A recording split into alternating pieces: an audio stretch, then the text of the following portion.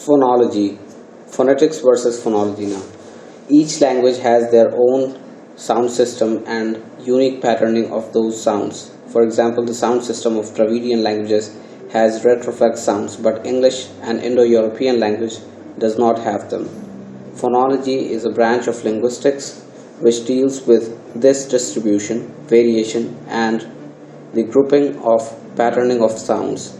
Orthography parallels phonology in that it deals with the writing system in the language, the distinctive writing systems and their possible combinations. Phonology differs from phonetics in that the former talks about the specific languages while the latter deals with physical characteristics of languages in general. According to the father of morphophonology, Nikolai Trubetskoy, phonology is the study of sounds patterning.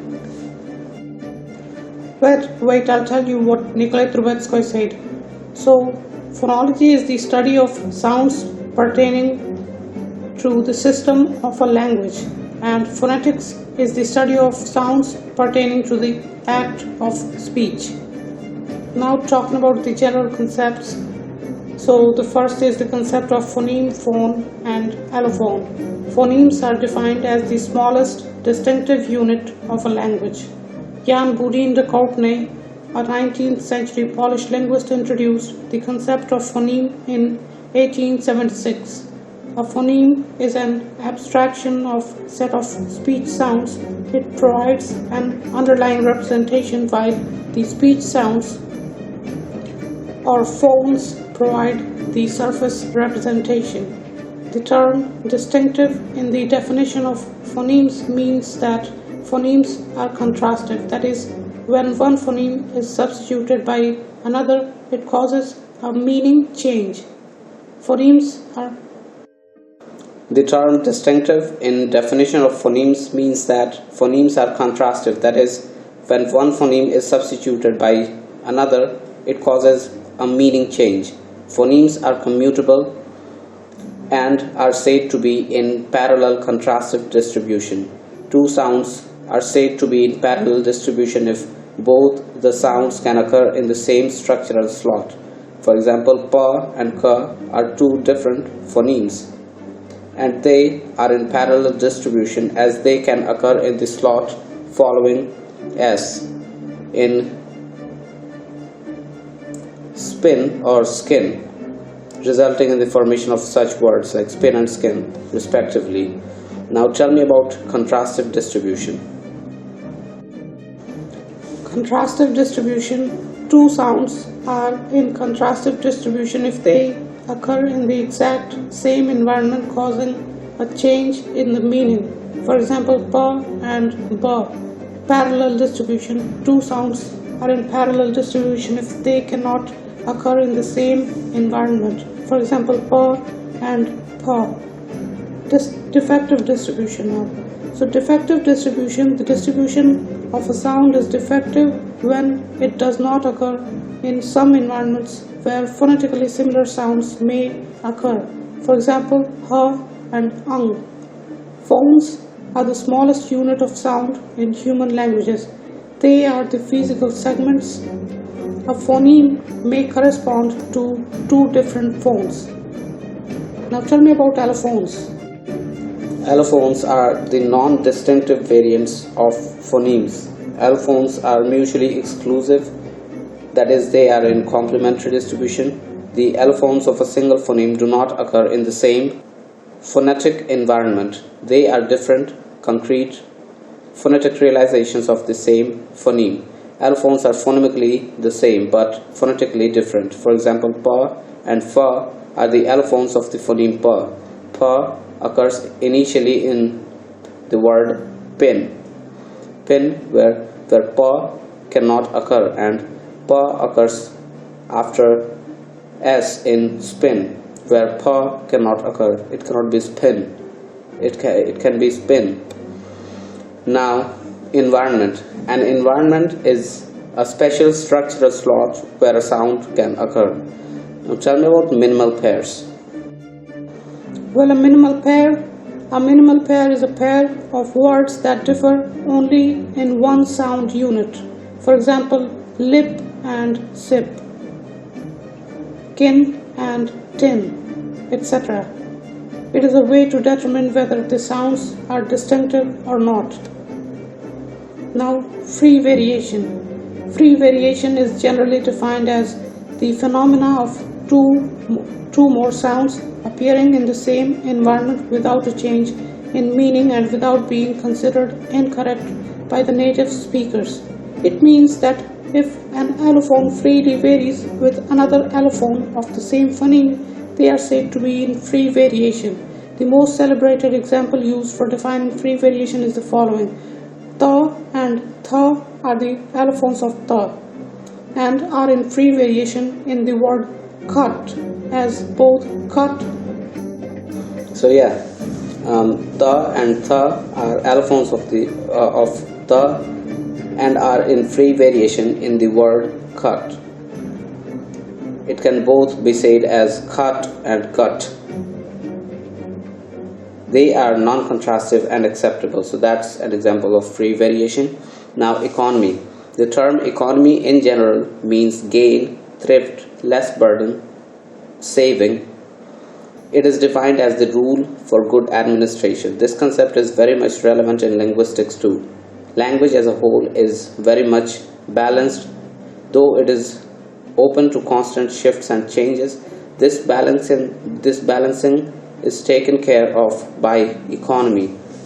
Linguistic economy is a balancing measure. It comes to action when a sound change makes an asymmetry in the system. The term has been popularized by Andre Martinet, who explained this concept economy in his work Économie des changements phonétiques by Martinet in the year 1955. It comes to work in all linguistic levels. For example, the measure of phonological economy is that a phonemic solution that utilizes the smallest variety of phonemes is more economical when other factors are taken care of. Now, pattern congruity. The principle of pattern congruity on the phonological analysis talks about the systematic organization of the set of phonemes and their distribution. Charles Hockett explains thus, this principle states that of several alternative analyses that are equally. So Charles Hockett explains pattern congruity as the following is what he said. This principle states that of several alternative analyses which equally well meet other requirements, one should choose that which yields the greatest symmetry. The symmetry of the system is guaranteed by this principle. Okay, talking about generative phonology now. So the sound pattern of English, a book published in 1968 authored by Noam Chomsky and Maurice Holle, is considered to be the cornerstone of generative phonology. The growth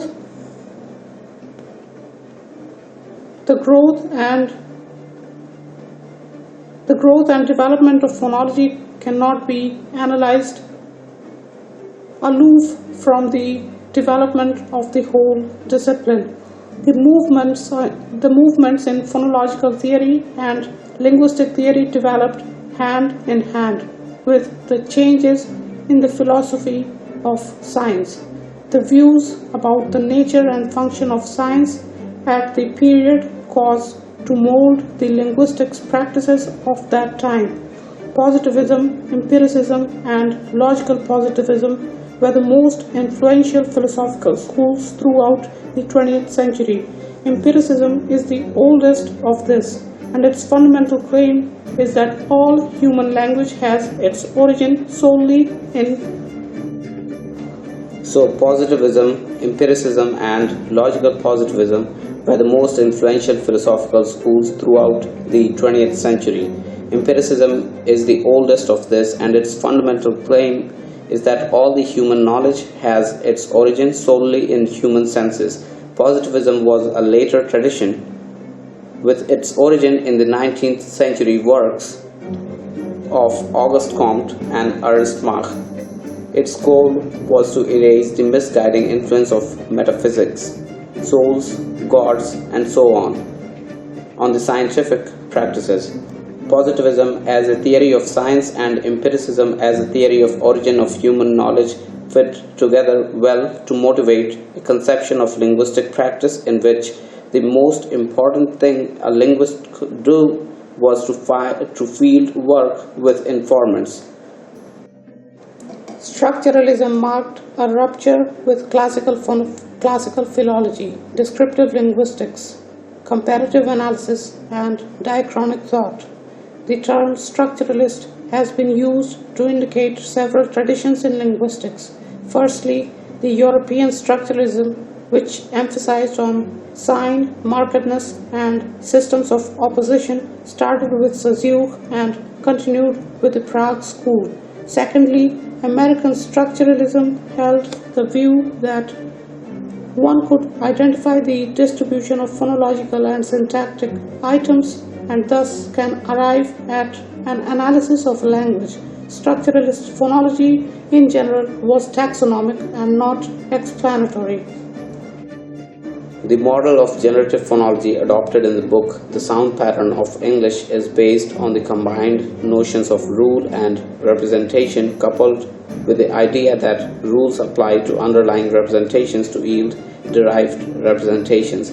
Generative phonologists' concern was to account for the competence of a native speaker. The following are the central tenets of generative phonology. The first, distinctive features. Generative phonologists, they treat distinctive features and not phonemes as the basic unit of phonological structure that can be analyzed in a phonological theory. Distinctive feature theory was first formalized by Roman Jakobson in the year 1941. However, his set of features had undergone numerous refinements with the development of generative phonology and the publication of The Sound Pattern of English. Features cannot be broken into smaller units. Features are distinctive as they allow to distinguish between phonemes. Two phonemes are different if they vary in at least one of their features.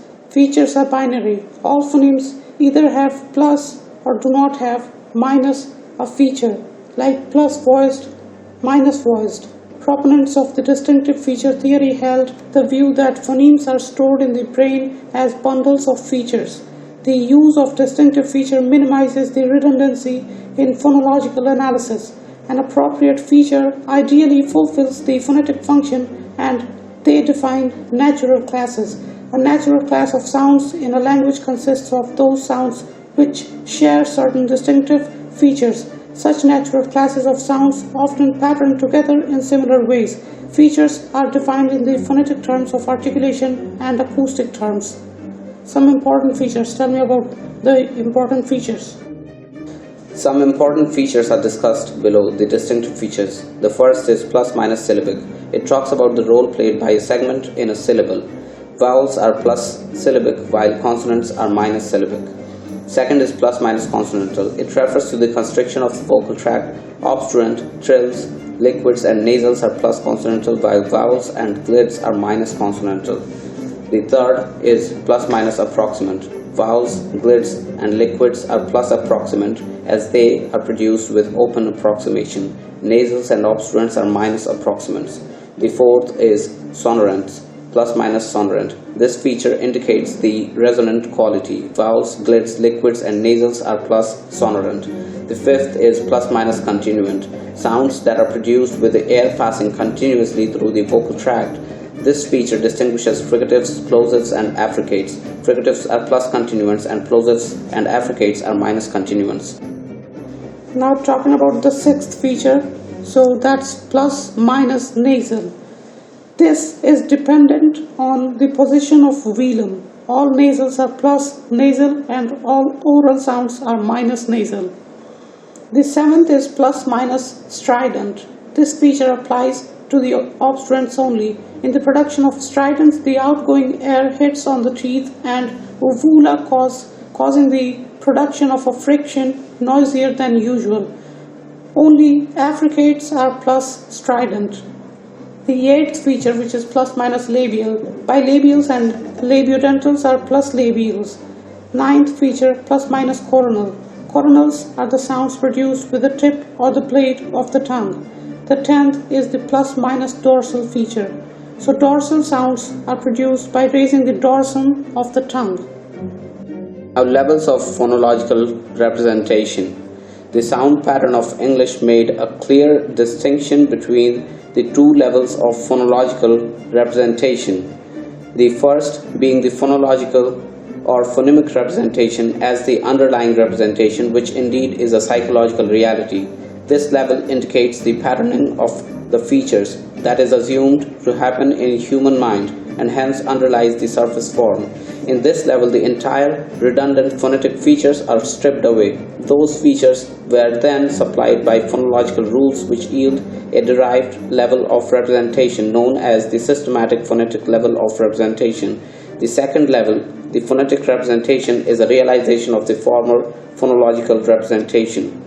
Now, abstractness controversy. Tell me about the abstractness controversy.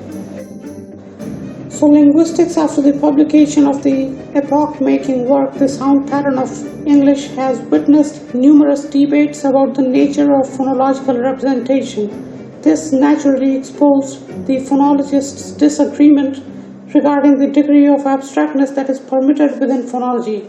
Abstractness refers to the difference between an underlying representation, which is phonological, and its corresponding surface representation, which is phonetic in nature. This debate over the nature of phonological representation and the degree to which they can vary from the surface representation is called abstractness controversy. The restriction over the abstractness was very much limited in the SPE framework, and it led various phonologists like Hyman, 1970, Kisbert, 1969, and many others to postulate that the underlying representation is entirely different from the surface representation. Paul Kiparsky in the year 1968 made a turning point by restricting the range of abstractness permitted in phonological analysis. Now, talking about the phonological rules. The phonological rules are commonly used in the generative phonology as a notation to capture the sound-related operations and computations performed by the human brain when producing or comprehending spoken language. Goldsmith defines phonological rules as mapping between two different levels of sound representation, that is, phonological and phonetic representation. This means that rules are generalizations about how a speaker goes from the abstract representations stored in the brain to the actual sound they articulate. It starts with the underlying representation of a sound and yields to surface representations. For example, the rule that a voiceless consonant that occurs between two vowels changes to a voiced one is represented below. So plus consonant minus voiced changes to plus consonant plus voiced. So, for example, the rule that a voiceless consonant that occurs between two vowels changes to a voiced one is represented below. Plus consonant minus voiced changes to plus consonant plus voiced in the environment where you have plus vowel preceding the sound and plus vowel following the sound. So it is surrounded by vowels on both sides. This rule can be interpreted as a sound which is both a consonant and voiceless changes to a sound which is consonant and voiced in the environment where it is preceded and followed by a vowel. Now, talking about rule ordering. So phonological rules are ordered rules. The ordering is important as this determines the product. The output of a rule may be the input of another rule. So given below are some rules of ordering patterns. Tell me about those. Following are some rule ordering patterns that are commonly employed. The first is feeding order. If the output of one rule increases the number of items to which the second rule can possibly be applied, then they are said to be in feeding order. The second is bleeding order. If the output of one rule decreases the number of items to which the second rule can possibly be applied, then they are said to be in bleeding order. The third is partial ordering. two rules are said to be ordered if an alternative ordering leads to a different output. If all orders result in the same derived forms, then the rules are not really ordered. Such type of ordering are called partial ordering. The fourth is conjunctive ordering. If two rules are in conjunctive ordering, then both the rules can be applied to the same derivation, that is, they can be applied together to the same context. For example, in French, a consonant is deleted if it is followed by a morpheme boundary or a word boundary. For example, pati plus z hashtag gars gives pati gars, where you have z deleted, and also the final ta of pati is deleted. Note that plus indicates the morpheme boundary and hash indicates the word boundary. The consonants ta and z in the above example are deleted in the same derivation as they are followed by the morpheme boundary and the word boundary respectively. Now talking about disjunctive ordering. So if two rules are in disjunctive ordering, then only one rule out of the ordered set will ever apply to one form. That is, the ordered rules are mutually exclusive. Now, a phonological process. Phonological process is the cover term for the mechanisms involving changes in feature and segments of sounds.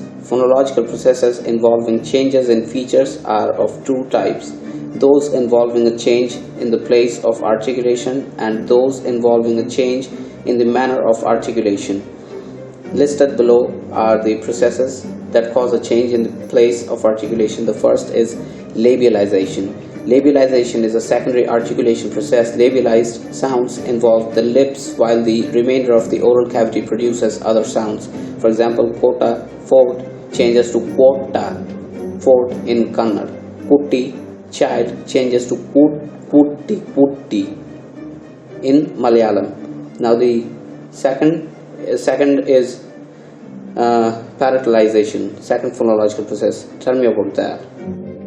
So palatalization is a process in which the place of obstruction shifts towards the hard palate. For example, kili, bird, changes to chili, meaning bird in Telugu. The third after labialization and palatalization is velarization. So velarization is a process in which a sound is adjusted to a neighboring velar sound by raising the back of the tongue towards the soft palate. That's velarization. After that you have glottalization. It is the partial or complete closure of the glottis during the articulation of another sound. Then you have laryngealization. In laryngealization, it is a process in which the pronunciation of a sound is accompanied by a constriction of the larynx. Now, phonological changes involving change in manner of articulation. Tell me about those. The phonological changes involving a change in the manner of articulation are the following. The first is fortition. Fortition is a change from a weak sound to a strong sound, like a fricative or approximant changing to a plosive. The consonants, according to their strength, follows the order. Voiceless stop is greater than voiced stop is greater than fricative, which is greater than approximant. So fricative is greater than approximant, voiceless stop is greater than voiced stop, and voiced stop is greater than fricatives. Then you have lenition. Lenition is the process of weakening. It implies the change of a consonant from strong to a weak form, like a plosive changing to a fricative. The third type is nasalization. Nasalization is a process in which one oral segment acquires nasality from a neighboring segment. Tell me about fricativization or spirantization. So fricativization or spirantization, it is a process in which a stop becomes a fricative, particularly when preceding a high vowel. The next is vocalization. Vocalization is a process in which a consonant becomes a vowel. Now phonological changes may cause changes to a sound segment. The following are such changes. The first is deletion. Deletion is divided into apheresis, syncope, and apocope. Apheresis is in the initial position, syncope is in the medial position. Apheresis, example of apheresis, knife. Syncope, asupatri, aspatri. And apocope, where apol becomes epo in Malayalam. That means when in Malayalam. Now the second type is insertion or epenthesis. Tell me about that. Insertion or epenthesis, it is a phenomena in which a new segment is inserted between two other segments within a word. Prosthesis is the insertion at the initial position. For example, school becomes iskulu, and anaptixis is insertion in the non-initial positions. For example, nurse becomes nurusu. And then you have reorder or metathesis, where the sound segments are rearranged in the sound. For example, ask becomes arcs. Now talking about lexical phonology. Lexical phonology is a program within phonology developed by Paul Kiparsky in the year 1982 and K.P. Mohanan in the same year. They worked together. It is a refinement of classical generative phonology during 1980s. Lexical phonology emphasizes on the relation between the morphological structure of a word and the ways in which the phonological rules apply to the structure of the word. The lexicon plays a central productive role in the theory. So yeah, it was developed by Paul Kiparsky and K.P. Mohanan in the year 1982. It was a refinement of the classical generative phonology during the 1980s.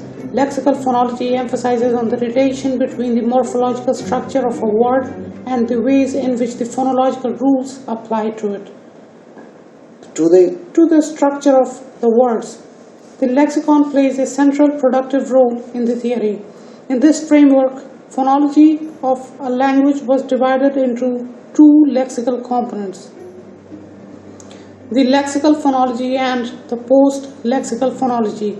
The output of the lexical phonology is the input of the post-lexical phonology. Thus, no information computed in the post-lexical phonology can have any effects on the generalizations made in the lexical phonology. Post-lexical phonology does not require any kind of internal morphological information, and hence such information is erased from the representation. True that. The post-lexical phonology does not require any kind of internal morphological information, and hence such information of a word is erased from a representation before entering into post-lexical component. The post-lexical component is also called the phrasal phonology. Now talking about the major differences between lexical and post-lexical rules. So lexical rules apply only within words, and post-lexical rules apply across and within words. Lexical rules are prone to exceptions. Post-lexical rules suffer no exceptions. Lexical rules require morphological information, whereas post-lexical rules require syntactic information or no grammatical information at all. Lexical rules are structure preserving, whereas post-lexical rules are not necessarily structure preserving. They may create new forms. Lexical rules apply first and post-lexical rules apply later. Yeah, true. Post-lexical rules may apply later. They apply later. Another thing is that lexical rules change one phoneme to another, whereas post-lexical rules only cause allophonic changes, not phonemic changes. Lexical rules, the next difference is that lexical rules are not blocked by pauses, whereas post-lexical rules are blocked by pauses. The next difference is that lexical rules are cyclic, whereas post-lexical rules are non-cyclic. Now, talking about the strict cyclic condition, one of the most important principles in the lexical phonology is the strict cyclic condition, which states that the first thing which it states is that cyclic rules apply only to derived representations. Now tell me about the second thing that it said. So yeah, correct.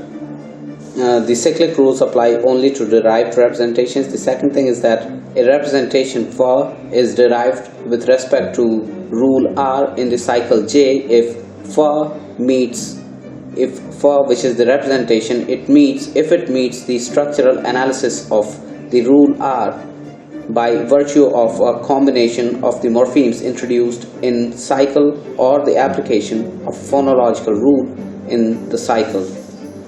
To begin with, cycles are the organizing principle for the application of lexical phonological rules. The application of the lexical rules is governed by the strict cyclic condition. The condition precisely says that the feature-changing cyclic phonological rules apply only in derived environments. The environment may be derived either morphologically or phonologically. This principle restricts the degree of abstractness of underlying forms. For example, a proposal that in Polish the underlying representation of Chile is Chile can be easily discarded for velar palatalization. The rule that changes ka